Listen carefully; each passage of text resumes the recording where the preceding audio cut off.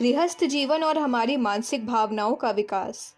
अनेक अध्यात्मवादी व्यक्ति गृहस्थ आश्रम को माया मोह बढ़ाने वाला जंजाल मात्र समझते हैं। उनका विचार है कि यदि आत्मोन्नति करनी हो तो उसके लिए गृह त्याग करके जप तप करना आवश्यक है, पर उनकी यह धारणा निराधार है और काल्पनिक विचारों से उत्पन्न हुई है। गृहस्थ जीवन विशेषकर संतान उत्पन्न करके उसका यथेचित पालन पोषण करके उसे सुयोग्य नागरिक बना देना केवल एक बड़ी भारी समाज सेवा ही नहीं, वरन आत्मोन्नति का भी एक बड़ा साधन है। वेद शास्त्र का पर्याप्त अध्ययन करने के पश्चात जब देवर्षि व्यास को मानसिक शांति न मिली तो उन्होंने नारद जी से शांति के उपार्जन का मार्ग पूछा। नारद जी ने उन्हें बालकृष्ण की उपासना का उपदेश दिया। व्यास जी ने उस उपदेश को मानकर अपने शुष्क शास्त्रीय जीवन को त्याग कर रसमयी बालकृष्ण की भक्ति का जीवन स्वीकार किया, जिसके परिणाम स्वरूप श्रीमद् भागवत का सृजन हुआ। कृष्ण की बाल लीला गा गा कर न सिर्फ व्यास जी ने ही मानसिक शांति प्राप्त की, किंतु करोड़ों नर नारियों ने अपने आप को आनंदमय बना लिया। आज भी कृष्ण चरित्र भारत के करोड़ों लोगों के अवर्णनीय सुख का हेतु है।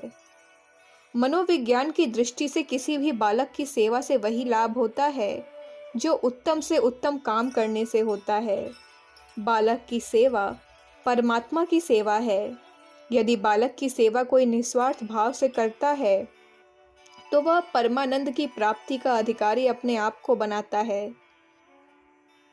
जो माता पिता अपनी संतान को अपनी न समझकर सर्वात्मा की समझते हैं, जो अपने को उनका रक्षक मात्र मानते हैं, वे संतान को योग्य ही नहीं बनाते किंतु अपने आप में भी दैवी विभूतियों को जागृत करते हैं, जो मनुष्य को अपने आध्यात्मिक शत्रुओं के विनाश में बड़ी सहायक होती है।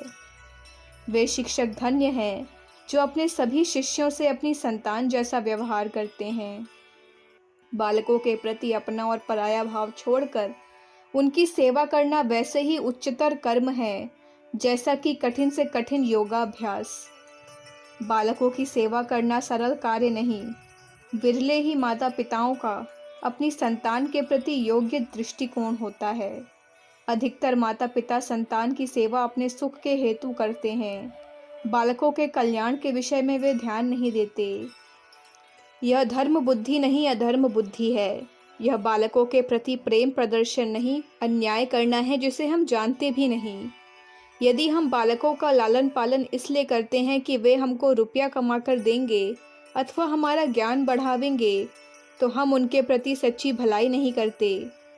कितने आमिषाहारी अजापुत्र की नई नई बेर की कोपलें इसलिए खिलाते हैं कि उसका मांस खाने में स्वादिष्ट लगे। वे बकरे के बच्चे को बड़े परिश्रम के साथ पालते हैं। बच्चा भी जब तक जीता है बड़ा ही सुखी रहता है, किंतु वास्तव में इस बच्चे को पालने वाले की बुद्धि पालने वाले की नहीं है। बकरी के बच्चे का वास्तविक सुख मीठी पत्तियों के खाने में नहीं है। पालन की बाह्य क्रिया के मूल में मारने की इच्छा है।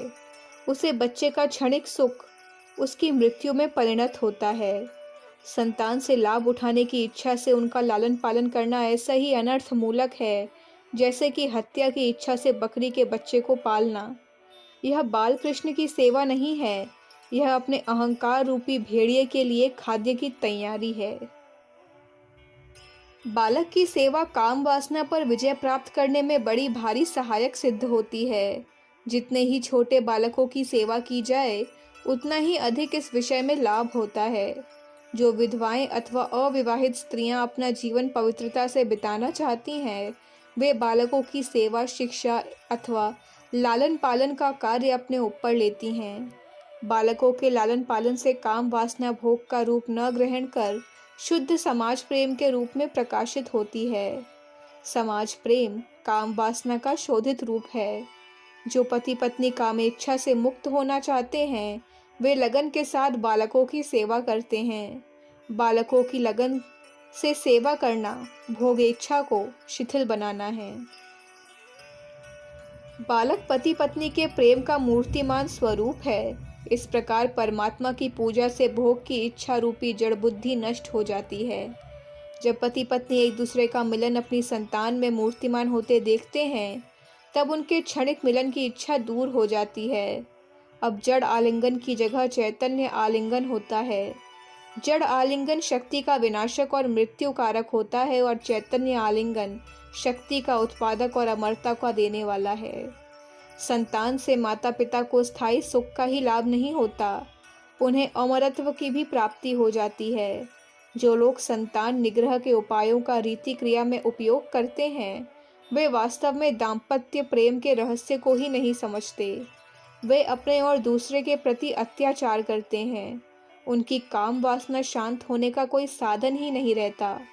उन्हें विषय भोग का क्षणिक सुख प्राप्त होता है, किंतु उन्हें आध्यात्मिक सुख की प्राप्ति नहीं होती, जो कि संतान सेवा से ही प्राप्त हो सकती है। जैसे भोग जड़ता का मूर्तिमान स्वरूप है, वैसा ही सेवा आध्यात्मिकता का। क्रोध की विनाशक मैत्री भावना है। पारिवारिक जीवन मैत्री के अभ्यास का सबसे सुंदर स्थल है। कौन ऐसा पिता होगा जो अपने पुत्र का कल्याण न चाहता हो? कौन ऐसी माता होगी जो पुत्र के बिल्कुल निकम्मा होते हुए भी उसका जीना नहीं चाहेगी? यह मैत्री भावना का अभ्यास मानसिक दृढ़ता लाता है, हमारे नकारात्मक विचारों को नष्ट करता है तथा निराशावाद का उन्मूलन करता है। क्रोध इसके सामने वैसे ही नष्ट हो जाता है जैसे सूर्य के प्रबल आतप से मेघ। बालकों का लालन पालन घृणा की मानसिक वृत्ति का नाश करता है। प्रत्येक साधारण व्यक्ति अपने शरीर के प्रति प्रेम करता है और दूसरे के प्रति घृणा। जिसका अहंकार जितना बड़ा होता है, उसकी घृणा भी उतनी ही बड़ी होती है। घृणा से व्याप्त लोग बाहर से बड़े साफ सुथरे रहते हैं। वे गंदगी में हाथ डालना पसंद नहीं करते। इसके विपरीत प्रेम अभिमान का दमन करता है और घृणा से निर्मित मानसिक ग्रंथियों को खोलकर उनके विष को नष्ट कर देता है। माता प्रेम कर बालक के शारीरिक गंदगी को साफ करती है। इस कार्य में उसे कोई भी घृणा और ग्लानि नहीं होती। इस काम को करके माता अपने मन को पवित्र बनाती है। जो स्त्रियां बांझ रह जाती हैं, उन्हें इस प्रकार अपने मन को पवित्र बनाने का अवसर नहीं मिलता, अथवा जिन स्त्रियों के मन में संतान की सेवा की भावना इतनी प्रबल नहीं होती कि उनकी घृणा की भावना को जीत सके, उन्हें प्रकृति संतान नहीं प्रदान करती, अथवा संतान पैदा होकर उसे जीवित नहीं रहने देती। बांझ स्त्रियां जितनी स्वच्छ दिखाई देती हैं, उतनी संतान वाली स्त्रियां नहीं दिखाई देती। बांझ स्त्रियां दूसरे के चरित्र की आलोचना बड़े चाव के साथ करती हैं। जो बात स्त्रियों के संबंध में सत्य है, वही पुरुषों के विषय में भी सत्य है। वास्तव में बच्चा एक शक्ति का केंद्र है। जो बच्चे की सेवा इस भाव से करता है कि उससे उसे शक्ति और आनंद मिलता है तथा उसकी मानसिक शक्ति बढ़ती है, उसे अवश्य लाभ होता है। बच्चे के मन में अंतर्द्वंद नहीं होता, इसलिए उसकी शक्ति व्यर्थ खर्च नहीं होती। बच्चे के संपर्क में आते ही मनुष्य का मन भी बच्चे के मन जैसा सरल बन जाता है। जिस भाव से हम प्रभावित रहते हैं, उसी भावना को हम चरितार्थ भी करते हैं। बच्चे की सरलता बार बार मन में लाने से, उसके प्रेम का चित्र बार बार मन में अंकित करने से हम स्वयं सरल चित्त के हो जाते हैं और हमारा स्वत्व प्रेम से पूर्ण हो जाता है। जहाँ प्रेम है वहीं आनंद है, वहीं शक्ति है और वहीं सच्चा स्वास्थ्य है। प्रेम और परमात्मा एक ही तत्व के दो नाम हैं। प्रेम परमात्मा की शक्ति है। शक्ति और शक्तिमान में नाम का भेद है, तत्व का नहीं। अखंड ज्योति, मार्च 1959, पृष्ठ संख्या 10, 11, 12। हमारे YouTube चैनल विचार क्रांति दूत अखंड ज्योति पत्रिका को सब्सक्राइब करें एवं अगली वीडियोस प्राप्त करने के लिए बेल आइकन दबाएं। धन्यवाद।